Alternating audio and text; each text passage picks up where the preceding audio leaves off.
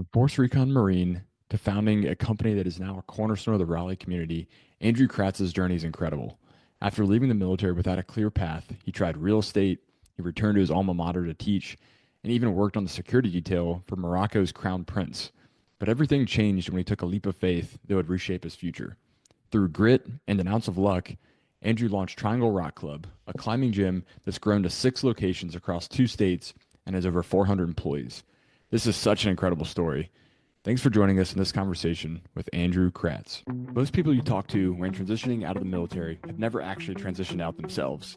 You're probably getting a bunch of opinions from people who plan on staying in until retirement and have no idea how to actually show empathy for your situation.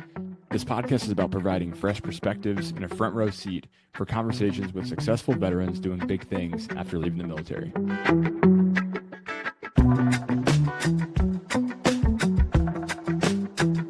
When did the Zoom start following you? I think that's just yours. I've been doing Teams for the last year or so. I don't know. I was like, how's this following me? That must be a new thing because that was happening on the client call I was just on as well. And he was moving around a lot and it was following him. It must be a setting. I must not have that upgrade. Freaking me out. I'm like, wait, what am I doing here? Yeah, I don't have that. Our editing techniques are getting better. Griffin's upping his game in the editing. Sophisticated. Yeah. Awesome. Well, we'll jump into it here, Andrew. Let you go out and enjoy the snow with your kids here, or whatever snow days look like for parents. But the purpose of this podcast has been to tell the stories of impressive veterans, so we can help those that are going through their own transition or considering transitioning. And so we'd love to just start with some of your story, talk through how your transition out of the Marines went, and then get into what you're doing now, kind of your forays into the business world. And maybe just to start off on an anecdote, I saw somewhere, Andrew, that you worked for several years on a security detail for the Crown Prince of Morocco. That doesn't sound like a typical transition experience, so I'd love to hear a little bit more about that and kind of how your exit from the Marines went down. Yes, so yes, just to kind of the warp speed this whole thing. I went to military high school. I always wanted to be a Marine since I was, I don't know, probably like 5 years old. And graduated high school. I went to a Hargrave Military Academy up in Chadron, Virginia, if you're familiar with that or not, about an hour and a half north of here. And had a great experience. I'm one of the few ones, like I asked to go. In fact, I did an academic strike with my parents to send me to military school because that's just what I wanted to do. They had me in this Mennonite high school at the time, which was, Mennonites are wonderful, but they're pacifists. They're it's like the opposite of the other side of my coin. So it was not where I needed to be in life. So I graduated that, went to college for a grand semester until the first Desert Storm with Iraq and Kuwait. And I dropped out of college that summer and enlisted in the Marine Corps Infantry, much to my parents' disappointment. So I went through that, did my time, did 10 years. Started as a mortarman, got into force reconnaissance, did that for the last 6. And then I got offered a job to be part of a protection detail for the Crown Prince of Morocco with a couple of the guys that I had worked with in the teams over the years. And this is before, OIF and contracting was a thing. So it was very much like an unknown factor. So it was a direct contract with the Prince of Morocco, Prince Malay Hisham, great guy. He had gone to Princeton University and he had New York City cops protect him while he was going to Princeton, because at the time he was second in line for the throne. And when he graduated college from Princeton and Stanford, he got into international work. He wasn't a big fan of the monarchy and it really wanted to make it more of a representative government for the people, primarily just because it's right. And then secondly, because it will provide more stability for outside companies to build factories and plants and create an economic boom in Morocco. So Western educated, great guy, got on his detail, did some stints in Nigeria, co-spoke for a year with him. It was a great gig. I was working with 2 other former Force Recon guys. And we got it was like doing the deal, but the pay was much better than anything that we would get back in the military, even with all the bells and whistles of being in, a special operations unit. But that was not really a long-term plan. It's just something that kind of happened into. And it gave me the option to kind of decide whether I stayed in the Marine Corps or got out. I put some feelers out into the Army for some of the special operation units. and I got some traction there. But at the end of the day, I took the easy one to me, which was going in this detail with a couple of guys that I had worked with in the past, which was really spectacular. And how do you move on from this sort of, the pinnacle of what you're thinking, hoping to experience in the military or post-military experience? How do you move from that to your next chapter? I mean, there's not like I don't think there's an easy way off of that off ramp, is there? No, there's not. So, and I don't want this to come off the wrong way. I really don't. But I didn't really have a plan at all. There was never a plan. The plan was, as a kid, I was going to grow up, be a Marine, become this cool guy, go over, fight overseas. I'd be surprised if I was alive at 30. Like that was the plan, was I just go fight. Like that was the plan. All boxes checked. Right. And then I woke up one day and I'm like, I'm still here. I'm like, I have no skill sets. Like I have no real tangible things I know how to do in like outside of the military community. Moving to the Prince was a natural, it was a natural transition, a lot of transferable skill sets went to that. And, working overseas, independent without having a bunch of rules and regulations. So we just made it up as we went, which was awesome. And that was a really forming time for me in learning just independence. And like, there's this, like, I got this whole other thing I got to figure out, which is the rest of my life. And I didn't put a whole lot of thought into that. So this might be an abnormal podcast because a lot of people come in with plans. I just kind of have just woken up and blazed ahead until I was too tired to go forward, and then pick the pack off for a minute or two and then put it back on. But I guess the long story to get me to kind of the next step out of the contracting piece was our domestic base with Malay Sham was in Princeton, New Jersey. And that's where we base out of. And originally it was just him there. But he had a falling out with the king back in 99, 2000. And he brought his wife over, his two kids, Lala Haja and Lala Phasia, the nannies, the butlers, the cooks. I mean, the whole entourage came with him. And it became a much different picture of protection because we were domestic at that point when we were doing this overseas work. And that wasn't really enticing to me necessarily. But the kicker was my wife now, who I met then, was on the U.S. national rowing team. And I met her at the Princeton gym. We hit it off. We knew where we were going pretty much for the handshake. And, running around with the Prince was not a relationship enhancing occupation by any means. Everyone who's been in the military, we know where that goes when you're gone all the time.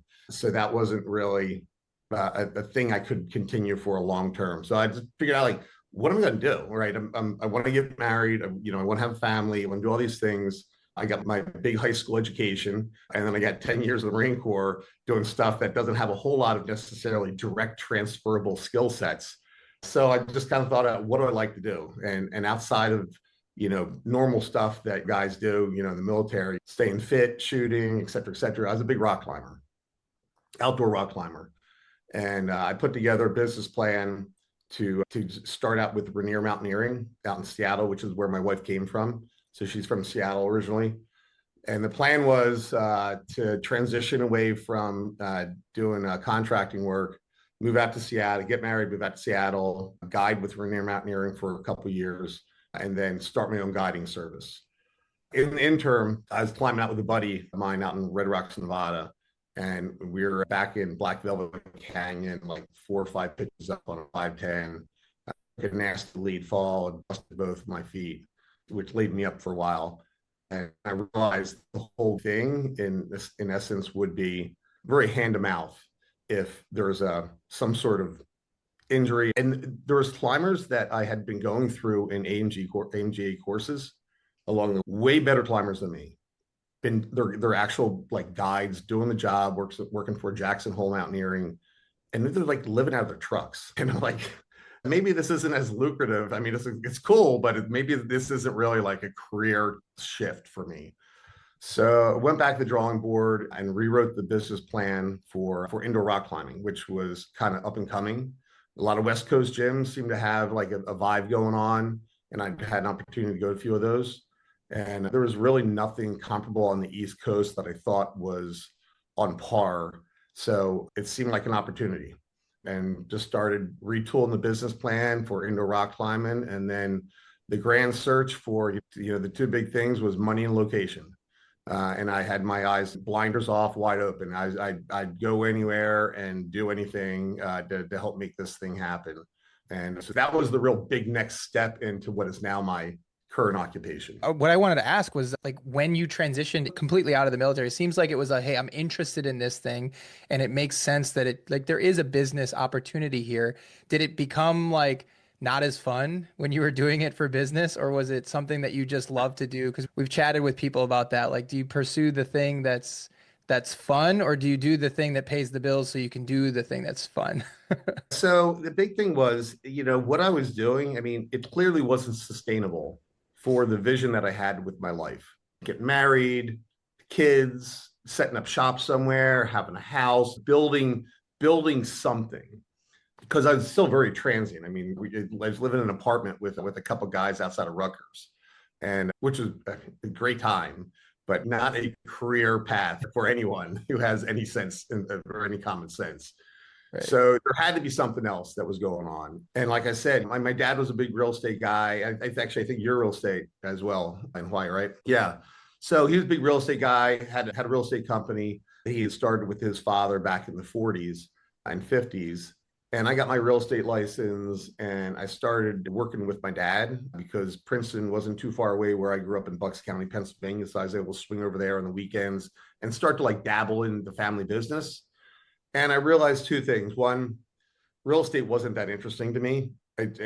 I just wasn't. And secondly, and this is, my dad was a very strong-willed guy and very accomplished and successful. And despite what ideas I would bring to the table, trying to like, I just felt like I was always still being looked at like a 13-year-old kid, right? I wasn't getting a seat at the table. I was doing the deal, but I didn't have a seat at the table because it's always his way. And, out of just respect for our relationship and the fact that I wasn't real psyched about it anyway, I just let him know, like, this just is this isn't the path. Because it would have been an easy path financially. I mean, I could have just rolled into that, but that wasn't, I don't want to compromise who I was and what I wanted to achieve in life just for a financial return and safe and security, right? I mean, you get married, having kids, it would have been a very easy path in that direction. But I don't think I've ever taken the easy path in my life. So that was probably a natural thing for me to say no and do an about face and walk away. How was that conversation with your spouse and saying like, hey, this is what I think we should be doing? You know what I mean? Was it full support the whole time? Was it, hey, maybe this whole like paying bills thing should be maybe a priority a little bit? So Caroline, my wife, she's a great sport. She puts up with a lot of stuff, so I come to her and say, real estate thing. I think her parents were probably the ones who are the most like, what the hell's going on? Right. Because they go to, hey, doing this real estate thing, which I think they understood. They didn't understand the whole protection thing to begin with, probably. And then we got into this real estate piece. And I think they understood that better. But then I tacked away from that to like, oh, well, I'm going to, do this guiding thing. And they're like, who's my daughter marrying?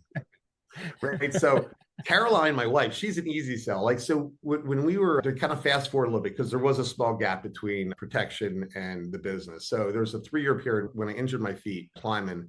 I went back to Hargrave for alumni weekend, and I ran into the alumni director, Clay Droud, who's a former Force Recon Marine. And so we had, the name game, everybody knows everyone. And he's like, listen, we're looking for someone to be a tactical officer and a student activities director. And I'd already left my position with the Prince. I'd resigned, transitioned to a replacement. So I was like, well, this is a great opportunity. So they hired me that day, Caroline, on a whim. And, we had no plans on moving to Virginia, Chatham, Virginia, small Chatham, Virginia. We had no plans on that whatsoever. And I came back from this alumni gathering that evening. I said, hey, they offered me a job. What do you think? She's like, sounds great. I'm like, all right, I guess we're moving to Virginia.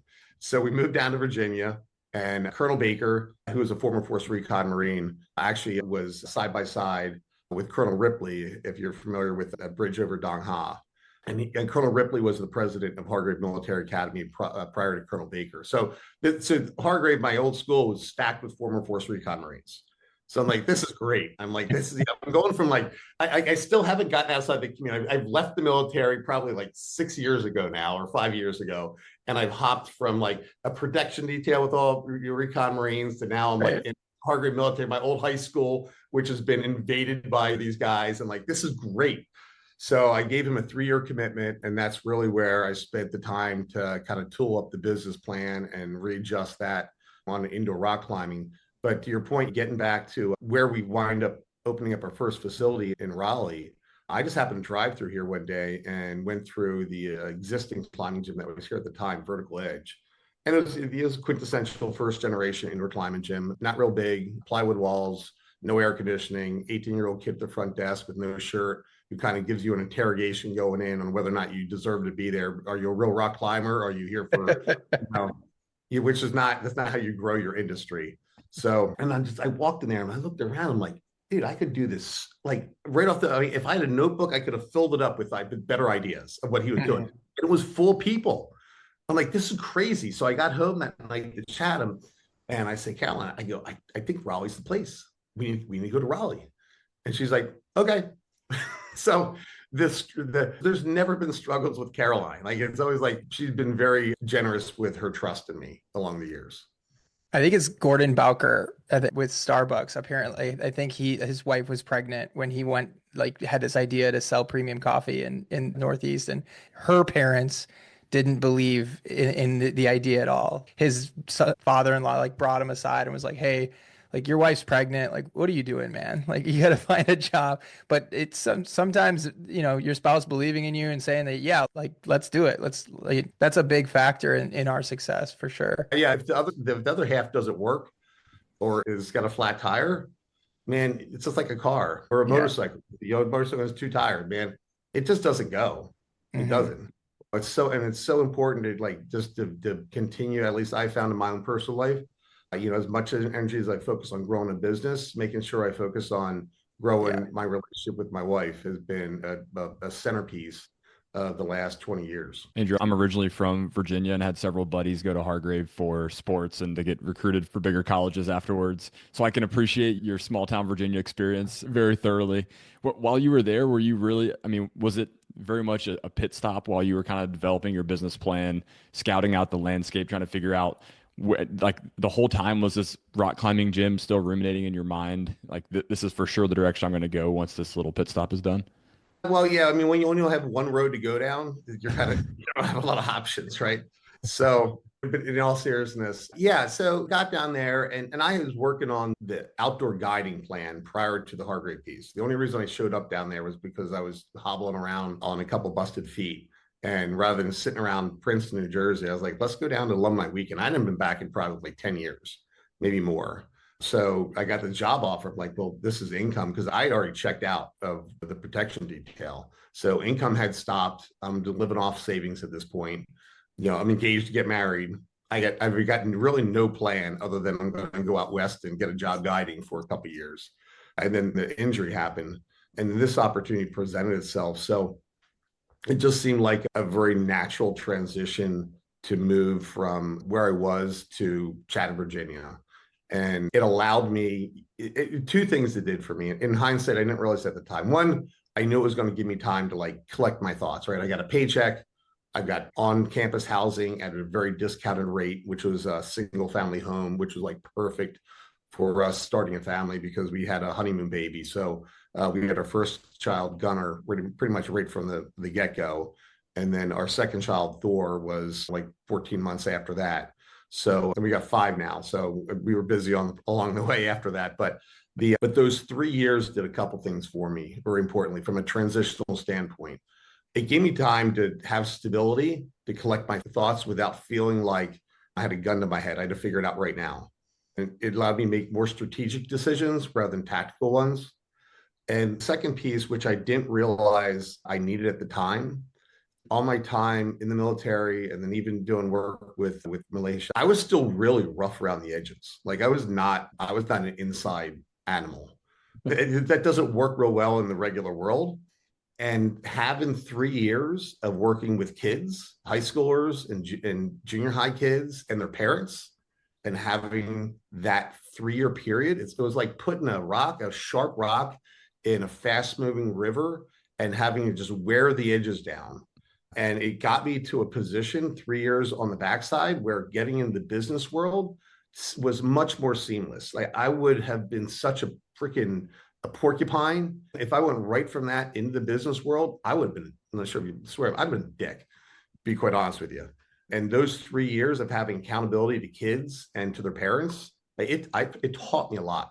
So it was a blessing to have those 3 years to kind of have a momentary pause with stress, income, collect my thoughts, and round my edges off a little bit. You mentioned the two main variables to solve for as you looked at opening the gym. One is money and one is location. Once you identified Raleigh, said, this older gym is not really cutting it. I think there's a massive opportunity here. I can't imagine Hargrave was paying you enormous amount of money. I'm sure it was fine and it sounds like a great stable option, but how did you get to the point of where you could fund I imagine start operating expenses and startup costs for a climbing gym are pretty steep. So how did you, because I think a lot of people when they get out, if they have a business idea, they're like, well, I don't have the capital to do that. And so that might be one of the biggest deterrents. How'd you overcome that? I just put all my money in lottery tickets. Perfect. Just gave it to the Crown Prince to split. No, so I've used this analogy a lot. It's like to me, it was like Cortez hitting the New World, where you burn your ships to make your men work harder. Like when you don't have lines of retreat, you got to be successful. I mean, it's just reality. You have to be successful. And in rock climbing, especially outdoors we're climbing on gear. When you get in a difficult situation, you're putting pro in, you get a little bit further above your pro that you wanted. But there's no good spots to put another piece. So you keep moving. At some point in time, you will get in a situation like I'm in a bad place, and I can either worry about the fall and what's below me and spend my energy thinking about the consequences of failure, or I could take that same amount of energy and figure out the problem. How do I get to the top? How do I not make mistakes? And opening the business from a financial standpoint, working with the Prince for a few years with not having a whole lot of expenses because I was overseas for most of it. It's like a deployment, except you're getting paid way more than the government pays you. So I was just stacking stuff in the bank. So I pretty much took every dime that I ever made and then called up a guy from my team who was still working overseas on contract work and said, hey, I got an idea, indoor rock climbing. He's like, yeah, sure, man.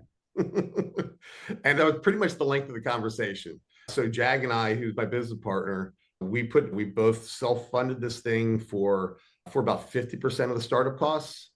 And then we did a friends and family round, but we didn't give up equity.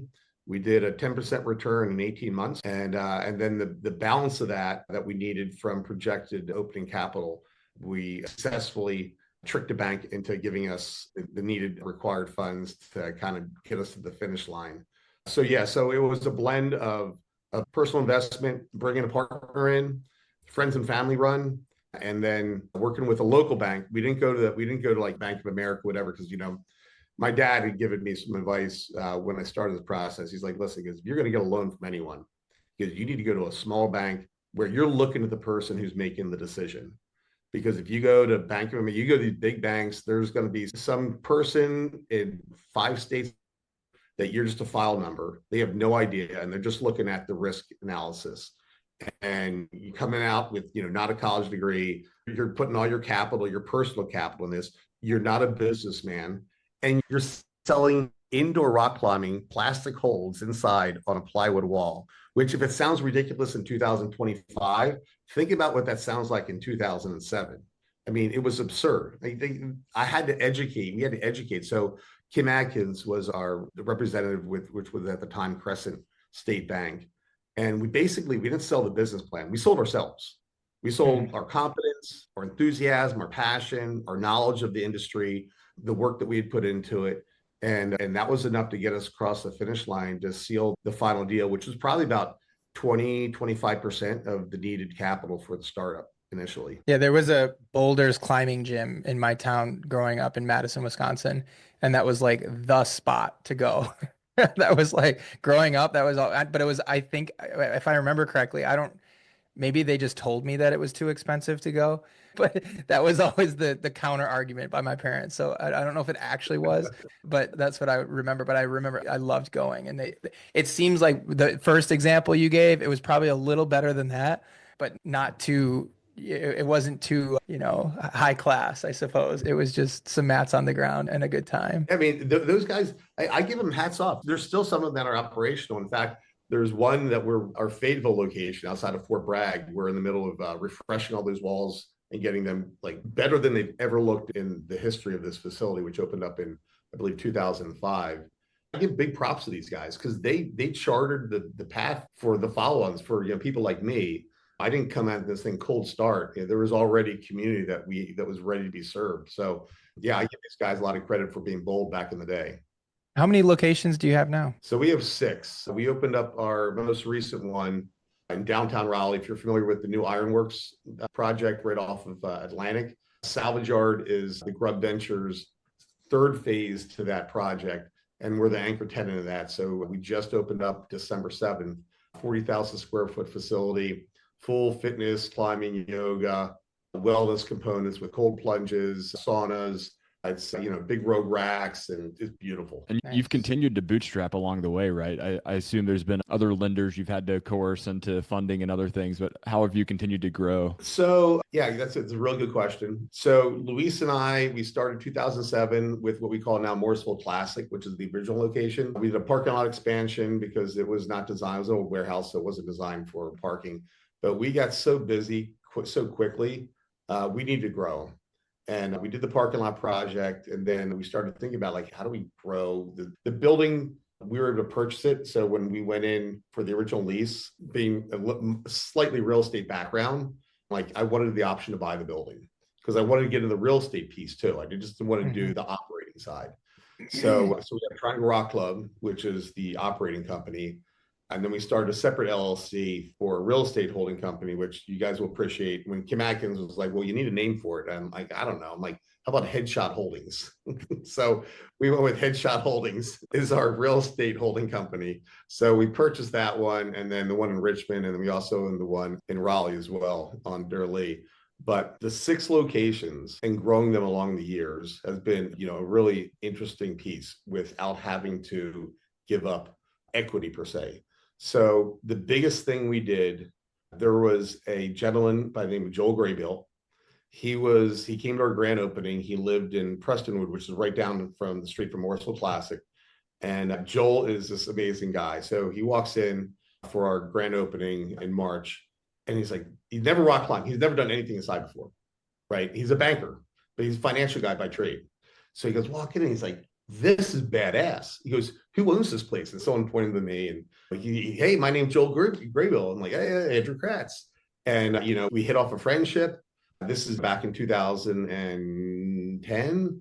So we're coming off the back end of the big banking problems and the recession. And the company that he was working with, he was in charge of deorbiting the residential mortgage division. He was flying from Raleigh to Tennessee every week because that's where the headquarters was. But they offered him a nice severance package when he finished deorbiting the platform. And he walked in one day, and we've been friends for a few years now. And he's like, hey, he goes, can I help out? I was like what? He goes, I don't know. I live right down the road. He goes, I've always gone from one job to the next, like the next day to the new job. He goes, I'm taking a little break. I got some time. So he came in, and the Marine Corps. There's a broom in the corner. Huh? There's a broom in the corner. Go ahead, man. Yeah, right. Yeah, but I might have actually said something like that, probably just being a smart ass. But take your shirt off and get to the cash register. You start checking people. We got some holes to pressure wash it, in December when it's raining outside. No, all seriousness, he jumped in and he started looking at our books or financials, like just because that's his background. And a couple of things he goes, you guys, this is crazy. He goes, you guys got a great thing going. And then he saw the opportunity as well. Mm-hmm. He sold himself. He's like, hey, he goes, I want to be part of the team. And the funny thing was, I initially turned him down. I was like, no, because we're profitable now. Like, we're making money. Like, this is a good thing. I'm like, hey, we're set. We made it over that first big hump. We got a community built. We know where our lanes are. And I said no. And then I was actually out in a range shooting at this range out in Mebane. And I don't know, stuff goes through your head. I'm like, I think I might have made a bad decision in that. He's got a lot of skills and talents that organically we don't have in the leadership capacity from a financial. And if we're ever going to grow, a capital is key. And we were able to successfully trick a bank once, but the industry was getting more sophisticated, and the barrier for entry for new facilities was much higher than it was back when we started. So much more capital intensive. And I called him up actually from the range, and I said, "Hey, what are you doing?" He's like, "I'm at home, doing whatever." I said, I'll be there in an hour. Like, let's talk." Went down there, and we did a handshake deal, and we figured it out. And long story short was we did evaluation of the company real time. And then I said, "Hey, work for a year, unpaid, work for a year, show us what you can do. And if what you can do, what we think you can do, what you can do, then we'll value the company off of today's valuation, not where it is." Right. So we're not de-incentivizing him to help with growth. And I think we got maybe 6 months into it. And I was like, "This is ridiculous. Why are we waiting 12 months?" I'm like, the value's already predated to whatever it was 6 months ago. I'm like, "Let's seal the deal, man. Like, you're on the team." And he jumped aboard, and he took ownership like he was in the trenches from day one. Very inspirational, amazing gentleman, a natural leader, incredibly intelligent, and he knows his trade, original trade from finance very well. And that was really, it was like we put a financial engine in a driver's seat of the company, which allowed us to focus on the operational piece, the growth piece, where, when, how, because we knew we had a backstop of someone who had the expertise on the back end from the financial standpoint, which is critical for growth. Yeah, I love that. So it sounds like he had a lot of experience in kind of filling gaps, but you also hired somewhat on somebody you clearly trusted and knew, like, had that relationship. Did you prioritize or value one over the other, or was it Absolutely. just that he had kind of both? Nope, absolutely. So if you don't line up, my dad said to me when I was younger, he goes, "Your business partner, you're gonna be more married to your business partner than you ever will your wife." And if you don't align on a fundamental, moral, ethical standpoint, values, I mean, all the foundation, honesty, all the stuff that we hold ourselves to every day, if that's not in alignment, but they have this other thing that we really want, it's doomed for failure. At some point in time, it topples over. The foundation has to be completely in sync with each other, and it was. So it was an easy step at that point. It was really just me coming to the understanding, having a bigger piece of a smaller pie is not as good as having a smaller piece of a much bigger pie. Right? That was really my initial, like, no, because, and also, as an entrepreneur, it's kind of your deal. Like, I don't want to give up not just ownership financially, but decision making. Like, this is something that has been rattling in my head. I don't want to give up to someone that wasn't there from the beginning, a seat at the table to help guide my vision, right? So I had to let go of the reins. I had to just, like, stop holding on and just open up my hands and just let the company go where we're going to go in the fastest way possible. I think it would be easy for someone from the outside looking in to say, "Oh, well, Andrew just got lucky several times. He happened to go down to Hargrave for that reunion and landed a job there. And then he just happened to go into a bank that decided that we're going to loan him the monies to complete the capital for the first location. And then your partner, Joel, just happens to walk into the gym one day and all of a sudden, fast forward, he supercharges the growth of the company." But I think there's so much more beneath the surface than that. I mean, you've created these opportunities to increase your luck surface area to allow for those kind of moments of serendipity to step in and supercharge your business, to allow you to go places you maybe never would have expected otherwise. And I think there's a massive lesson there.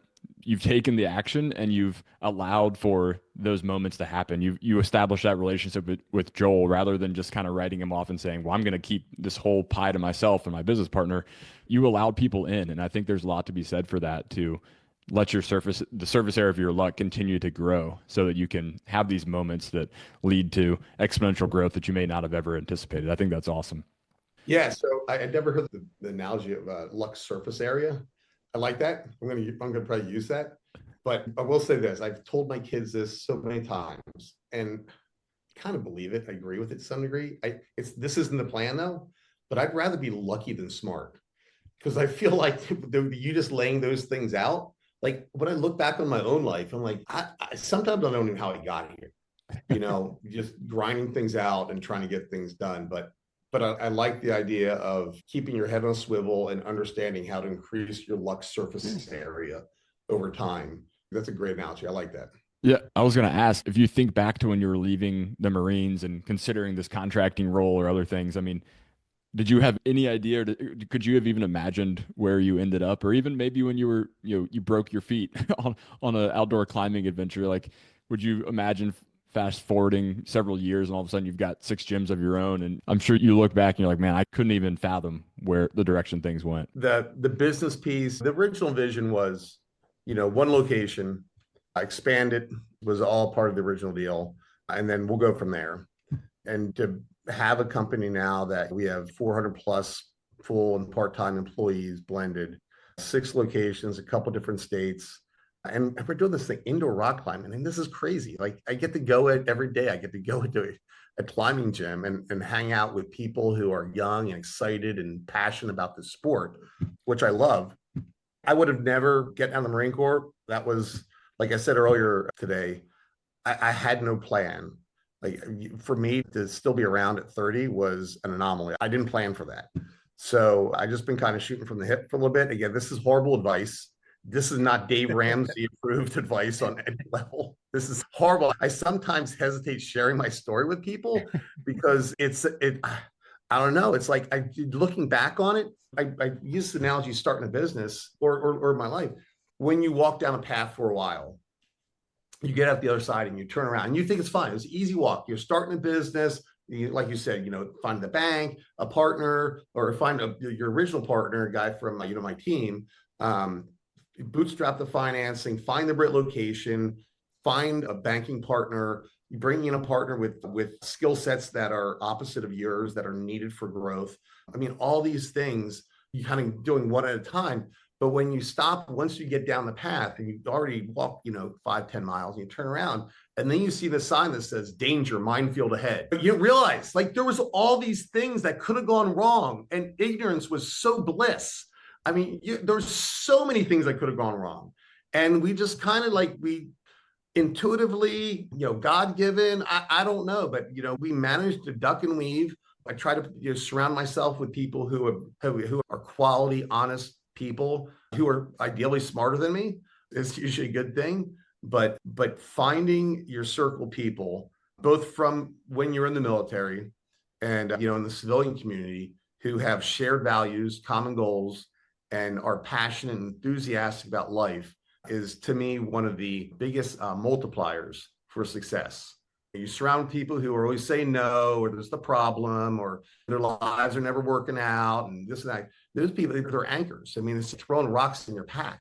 You're not going as far or as fast as you're capable of doing. But finding the people who support you and push you to be your best and are there for you even when things get tough. I mean, that's the secret sauce in life, I think, is the other people around you. So when you added him to the team, you said he was more financial, like kind of financial focused, the banker background. Was he surprised to see the budget for crayons when he looked? Well, no, because we didn't line on any of them. That was all under the table stuff. That was just cash out of the till. Man, that was a low one. I had to set it up a little bit there. No, that's all right. We take our life. That's all you guys have on us. Right? That's the one.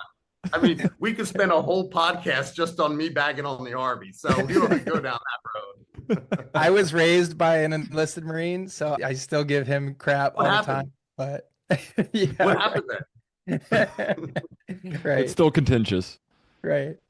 No, but I do love it. And it is something to take away because we've talked about this. I mean, you speak looking back like it's a lot of luck. Like, how did this happen? But Courtney and I have a saying. It's like, it's a little bit of luck followed by a lot of hard work that people don't really see, and they only see the luck. They only see that you somehow stumbled upon this, but they don't see the late nights. They don't see like the struggle there. And sometimes it's a good struggle. I mean, Courtney and I love the struggle, right? Like that's part of the growth of the business, but it's also not something we like scream about to the public. We kind of just, we highlight wins to the public occasionally, and probably social media now is almost worse that way. It just portrays this like perfect life that is going on, but it's in reality, it is luck. And we're grateful for that luck. And like you said, you owe a lot to happening upon things like that, but there's a lot of hard work that I think people also need to realize.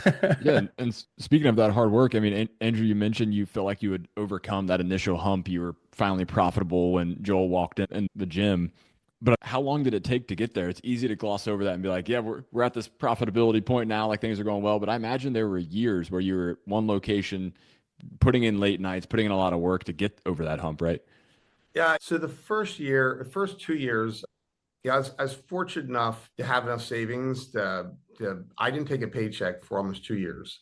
Wow. And I viewed that as like when you invest when you invest in something when you're 18 versus investing when you're 40, I mean the outcome's way different. So for me to for me to pull money out of the company that could be used to grow, hire another person, do a little more marketing, refine the experience a little bit more. For me to pull that money out of the company at its founding time would just destroy opportunity 5, 10, 15 years down the road. So it was 2 years of really just kind of grinding it out, working your butt off, obviously, but putting it all back in the company Mhm. and getting to a point where it becomes profitable, right? Because we from a bottom line standpoint, we were profitable in the first 4 months. I mean, we were very diligent on keeping recurring expenses low, keeping our debt structure extremely manageable, being frugal on startup costs, and not building everything out. We focused all the money into basically the climbing walls. I mean, I joke that I spent more on climbing holds and foam flooring than I did on my first house in this project. And there's no resale value for old holds and old flooring, by the way. So Okay. you immediately, it's not like you buy a car and it comes off a lot and you lose 20% depreciation. It's like, well, you buy climbing holds and flooring and it's like zero the next day. So you got to make this stuff work.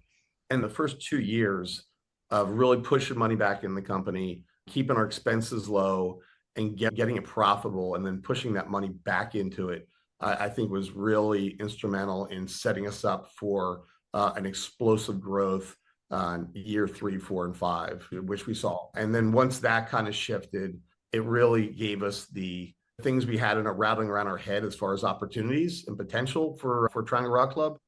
It gave us, it actually put gas in the tank. Like we can do this now. We can start thinking about a second location and signing a lease and, committing to another wall construction project and the financial commitments for any further debt that we're going to have to take on to make the project work. And you fast forward to today, we have 6 profitable locations. So granted, the barrier for entry for a facility, I don't think I probably should share numbers, but it's not what we spent on the salvage yard was immensely bigger than what we ever thought we would have ever spent on a climbing gym. But the industry's there, the opportunity's there, the market's there. We figured out the process. Most importantly, we've got the team and the people in place. We can build big, beautiful climbing facilities for any business. But if you don't have the people to represent you and share your vision with other people, it's going to be a tough road. You said to surround yourself with great people, ideally who are smarter than you, who share your vision and values, and that's so critical. And it's one thing to find those people and get them on the team. It's a whole different thing to maintain and retain those people and keep that team over the years. And there must have been something that Joel saw when he walked in that gym that made him think like, I want to be part of this. Even given my background, all of my skills and experiences, he could have done 1,000 things, I'm sure. What is it about your culture and about your team that caused someone like him to want to jump in the boat with you? One Yeah, boat you didn't burn. I don't know. So it's funny you bring that up. He never shared this with me before until he mentioned it recently. But I guess because I'm not shared, too many details, but he had to buy into the company. Obviously, we didn't just carve out a piece and serve it up on Uber Eats. And a lot of his friends that are very accomplished business people, they thought he was crazy. Like, what are you doing? You're this startup into a rock climbing gym, that's where you're going. You've had a couple of decades of extremely successful work in the finance world, and you're step off into indoor rock climbing. You just started like a year ago or whatever. So kudos to him for being bold with the step, because I don't know, that was a big leap.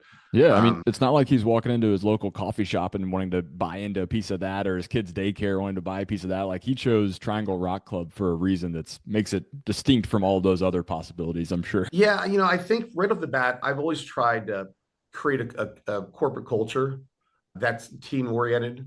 There was this caring. Everyone's got each other's back.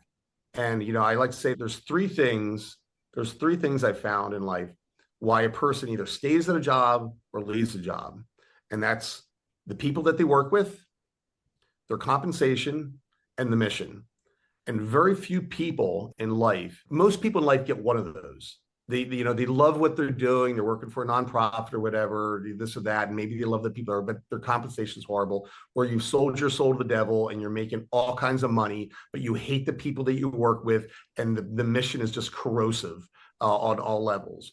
Very few people get two. Some people get three. And we've always tried to create a culture where we're getting all three legs of the stool. The people are the correct people. We compensate as best as we can. And dude, it's rock climbing. It's our mission. I mean, it's to transform and enhance other people's lives through fitness and climbing. I mean, those three things, when you can align those, you can hold on to people and enthusiastically. And I think maybe Joel saw a piece of that and jumped aboard. And I think most importantly, I think he's a smart guy. He saw potential. And which turned out to be correct. It seems like it worked out for all parties very well. That's awesome. Yeah. What does the future look like for Triangle Rock Club? Where are things ultimately going? So we just opened up our sixth and largest location. We like to discuss this like a pig going through a python. So we've got a lot of digestion to do to get this up and running. We've got a great response. I mean, they're from a facility standpoint, layout, the walls, the amenities, all those things. Home run on all levels. It's downtown Raleigh, great market. It anchors a market, really secures it. We did the big Raleigh location. So we have a big one in Durham, and then we have one in Raleigh proper as well. And then our original one that we expanded down to Morrisville. So we have 4 in the Triangle area. And there's been big PE money has come into the climbing wall industry in the last, call it, 7-8 years. We've been approached a couple times. We did the dance, but we're not interested in quitting yet. We love what we're doing and we're not done growing. But the Raleigh market is such a good market, at least for me. It's 2 hours of the beach, 2 hours of the mountains, Forbes top 10 place to raise a family, top 10 place to start a business, all the things that attracted us to come to the Raleigh market originally, they still exist. And I didn't want to open up facilities in other locations necessarily just to plant flags. I wanted to shore up our own market. So like I've used this analogy in our industry roundtables a number of times, which our industry is kind of a little lefty to some degree. So my military analogies, I always got to figure out they're going to go over well or not, on these things. But we opened up these locations to be like your heavy machine guns when you set up a defense perimeter, right? You have interlocking fields of fire. The left covers the right. The left lateral limit of one covers the right lateral limit of the next. And you build your defense that no matter where you try to hit them, you're going to get pounded by both sides. And we've successfully kept the big PE chains out of the Triangle market. So it's been I think that has been a blessing for us to be able to, have this stable base in the Triangle market where we're generating revenue, and we can deploy some of that and, up in Richmond or down in Fayetteville or any future markets. So we're getting to answer your question a long ways around, right? You always got to come back to the question. We got to digest the pig to the python at the salvage yard. And once we do that, we're going to be in a really good position to look at the next step. We're not done growing, primarily not because just there's more opportunity financially, but to go back to the culture piece of the people. We've got some extremely talented people that have been with us for, 10, 15 years in some cases. In fact, Mike St. Laurent, he's a partner with us now. He was the first employee. He came in off the street at 18 years old, and he's like, I heard you guys have built a climbing gym. Can I help? He just moved down here from Massachusetts. His dad retired from the fire department. And I said, sure. I gave him a drill, a handful of T-nuts. He went behind the wall, and he helped us build the first climbing wall for 3 days. And came out looking like he was working a coal mine because he's climbing the steel rafters, right? He's black all over him. And on the second or third day, he bought pizza for the climbing wall crew. This is a kid, he doesn't have an income. We're not paying him. He paid for pizza for the Eldorado climbing wall crew for the afternoon. I'm like, this is crazy. Kids like that, it just showed me what quality he has as a character. So I was like, dude, you want a job? He's like, I'd love a job. So he's a first employee. As of 2 years ago, he's now a partner. He was able to buy a partner. He's the president of the company. He runs all the operations. He's 36 years old. He met his wife there. He's got 2 wonderful kids. And this is all Triangle Rock Club, right? Not all, but I mean, like this path, our journey has like pushed him in a different direction, trajectory in life that is just so, so amazing. So our commitment to the company is to continue to grow because that creates opportunity, right? When we opened the salvage yard, we had a new club director position open up. We generally hire from within. So whoever we hire, we backfill. So there's like 5 or 6 people get promotions in this process. And there's just more opportunity as the company gets bigger and revenues increase. We have more opportunity to share that with our staff and our long-term employees through salary. So yeah, we're committed to grow so we can just keep on taking care of our people. Well, Yeah. I've spoken with a lot of people throughout the Raleigh area. It's nothing but rave reviews. So that says a lot about the reputation you hold locally, to include my brother and his wife, who are members of the Triangle Rock Club. They love the location, love being members there. So, yeah, I mean, it speaks very loudly. You're doing great things throughout the community, and we appreciate what you do. Yeah, as we start to wrap up a bit here, Andrew, there's one 2-part question that we ask every guest. It's one ask and one give. So starting with one ask, one way that anybody listening to this could help or provide value to you or your team. Yeah, I mean, that's a difficult one. I feel like that's like a really like emotional question. Right? Add value to me is caring about me, like being genuine, being honest, and caring about me. And on the flip side of that, to the other half, and I hope this isn't too simplistic of a question, but it's the same thing for me to add value to someone else is to have that exact same attribute to them. And if all of us approached individual relationships in that respect, it changes stuff. It makes relationships genuine. And, I got no time for a relationship that isn't genuine, especially as I get older, right? So you don't put up with the bullshit. Find the people that care about you genuinely, and then provide that same spirit and love back to them. And if that's not a person that you can do that to, then maybe that's not a person you should be spending your time with. You're not adding value to them at that point. Really well said. Right. And it wouldn't hurt if they also joined Triangle Rock Club too, if they're in the Triangle area. Throw that in there too, yeah. I gotta go to Hawaii. Maybe we can expand. Can you expand thousands of miles away? You got a team that's wanting to. Well, so we got a lot of like inside jokes that we regurgitate between Joel and I on this stuff, right? So Joel comes back. He said because we saw other operators, Brooklyn Boulders. They opened up in Brooklyn, crushed it, and then they went to Chicago. They went to Boston. They went to a couple other places, and they blew it. They overexpanded themselves, and they wound up going bankrupt and getting bought up and sold off.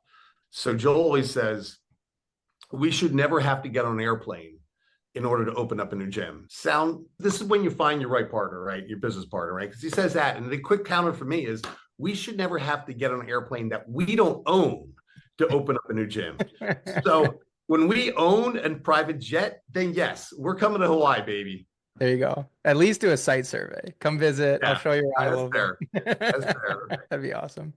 Well, thank you so much. I mean, it's a great story. And that's really what we're trying to highlight is unique stories of people like kind of just taking it and transitioning successfully and doing something unique. And that's the coolest part about your scenario. You didn't just like fall into, you didn't just pursue something somebody else has done. You found something you liked and you just put your head down and crushed it. And it is unique running the gyms like this. I love that you're also expanding into other things. Like you said, you've got the cold plunges are huge right now. You're doing like, so that new, is that just the new location or is that across the board? So we have one in Richmond. We have one in the new location. We're looking to get the Raleigh location off of Durley retrofitted. So it's been an evolution, right? We started out rock climbing and then we added fitness shortly thereafter, but fitness was an afterthought. But we've grown to a point now when we build new facilities, it's actually dedicated space for, it's like a CrossFit gym. Big rogue racks, bumper plates, kettlebells, medicine balls, battle ropes. I've got the whole 9 yards, right? Sleds. So we had the fitness component, we had the yoga component. And for us to help with, fighting with inflation and the cost of living, our prices naturally have to go up.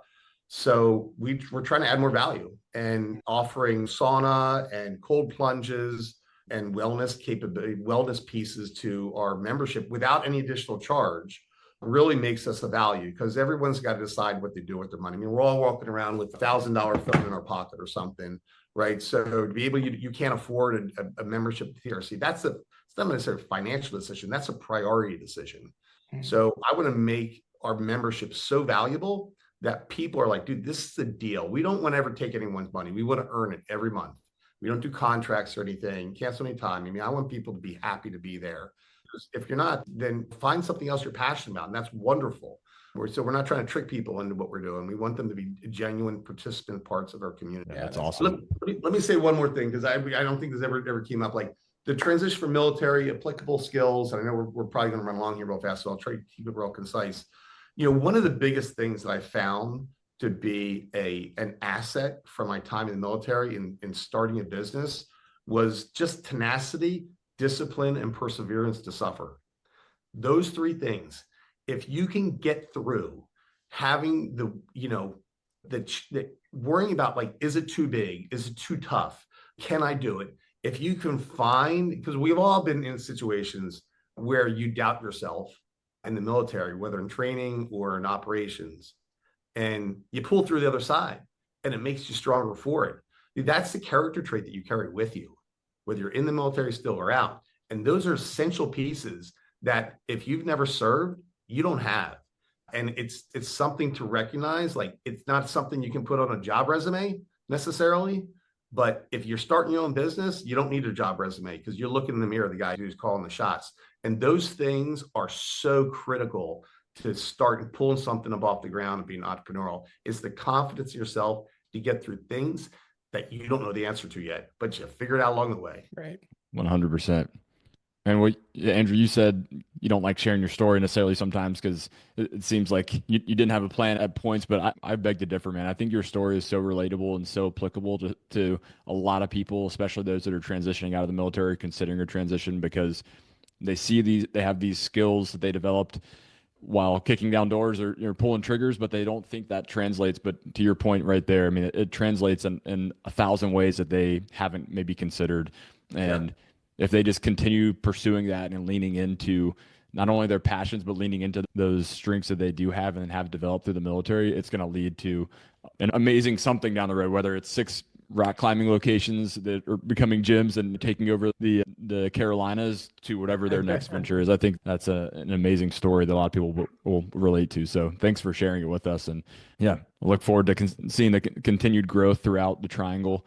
And yeah, love the story, man. So great story about Fayetteville. When we equip these gyms with weights, kind of a standard package. So we do dumbbells, doubles to 50, and then 55 to 100. And I always joke, like Morrisville, like the triangle gyms, I could take a $20 bill and put it underneath the 100-pound dumbbell on the rack and come back 2 months later, it's still going to be there. Fayetteville?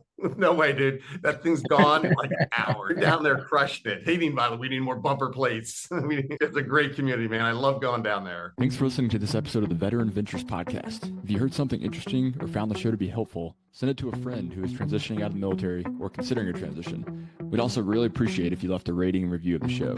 That helps us reach more people with these amazing stories of successful veterans. We'll catch you next time on the Veteran Ventures Podcast. And until then, go do the thing. Make that decision, have that conversation, and go find your next mission.